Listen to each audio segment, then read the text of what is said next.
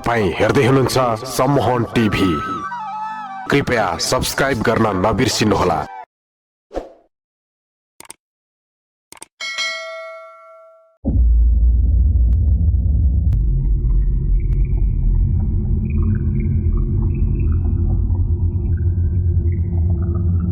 तपाईले तस्बिरमा देखिराख्नु भएको व्यक्तित्व दैवज्ञराज न्यौपाने हुनुहुन्छ।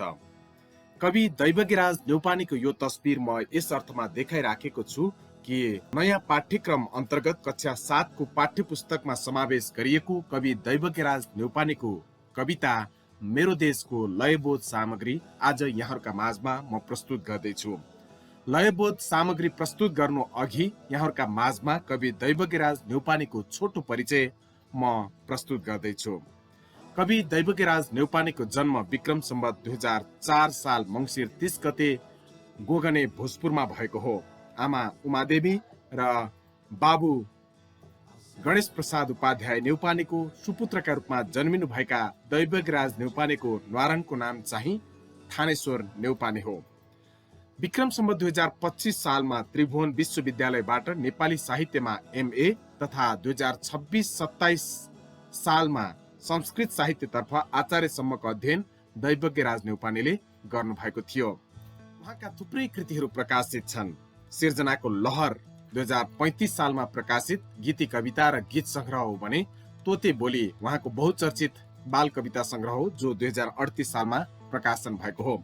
यसै गरी गाउँखाने कविता बाल कविता संग्रह 2034 मा, हुने बिरुवाका चिल्लापात 2045 मा, जोर मुरली 2046 मा, बाल संसार बाल कविता र गीत संग्रह 2053 मा, गुणराज उपाध्यायका खण्ड काव्यहरूको मूल्याङ्कन समालोचनात्मक ग्रन्थका रूपमा 2049 सालमा, नाट्य परम्परा र भारती खरेलका नाटकहरू 2054 मा, सबै हाम्रा साथी 2056 मा, सम्झनाको धरातलबाट 2063 मा, घामले ढोका खोल्यो बाल कविता संग्रह पनि बजारमा आएको छ।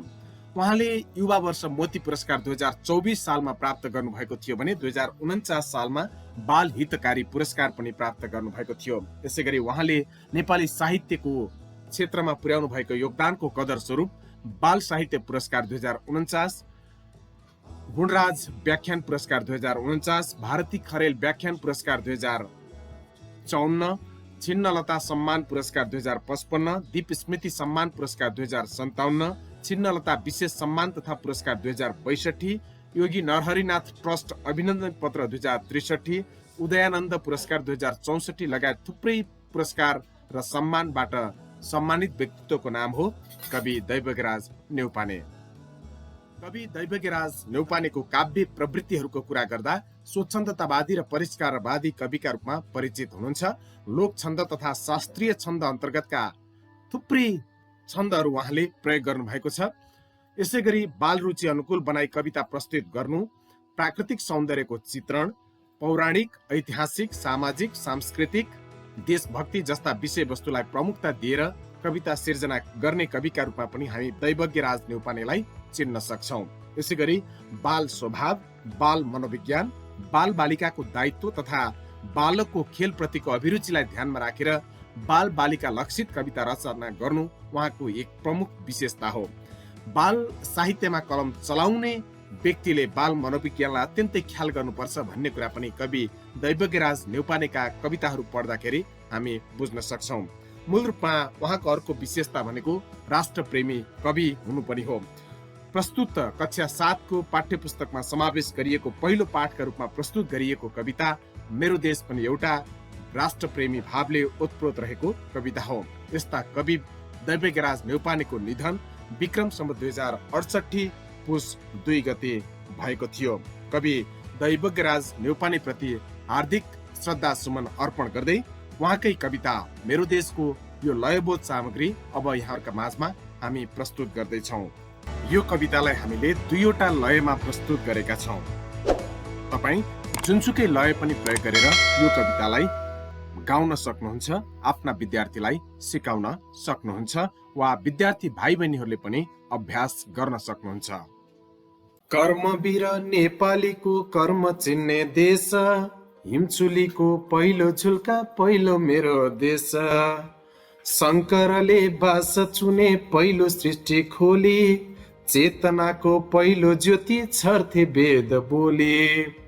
ज्ञान भूमि जनकको बुद्ध बोल्ने देश, ज्ञान भूमि जनकको बुद्ध बोल्ने देश, हिउँ चुलीको पहिलो झुल्का पहिलो मेरो देश।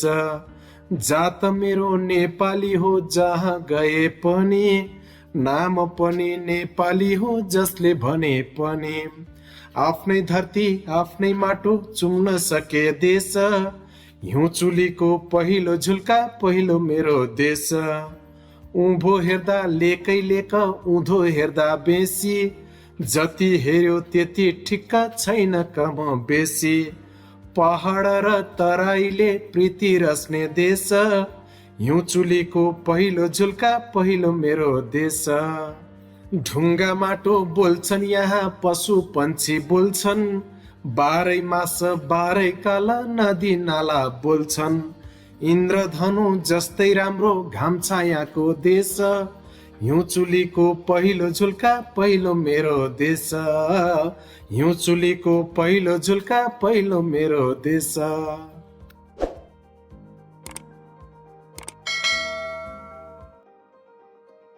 कर्मवीर नेपालीको कर्म चिन्ने देश, हिउँ चुलीको पहिलो झुल्का पहिलो मेरो देश।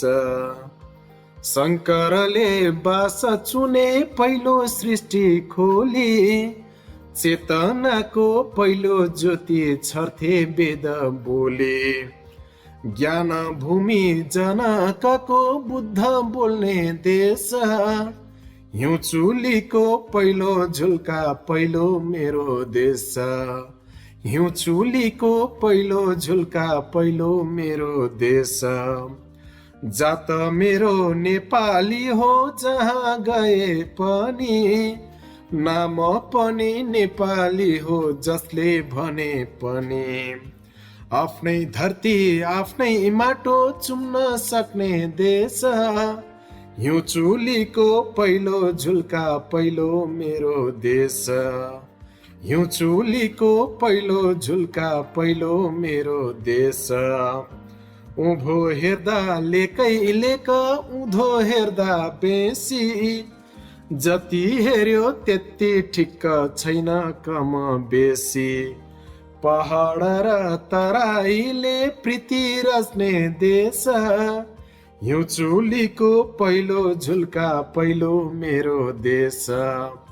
हिउँ चुलीको पहिलो झुल्का पहिलो मेरो देश। ढुङ्गा माटो बोल्छन् यहाँ पशु पंक्षी बोल्छन्, बाह्रै मास बाह्रै काल नदी नाला बोल्छन्। इन्द्रधनु जस्तै राम्रो, इन्द्रधनु जस्तै राम्रो घाम छायाको देश, हिउँ चुलीको पहिलो झुल्का पहिलो मेरो देश।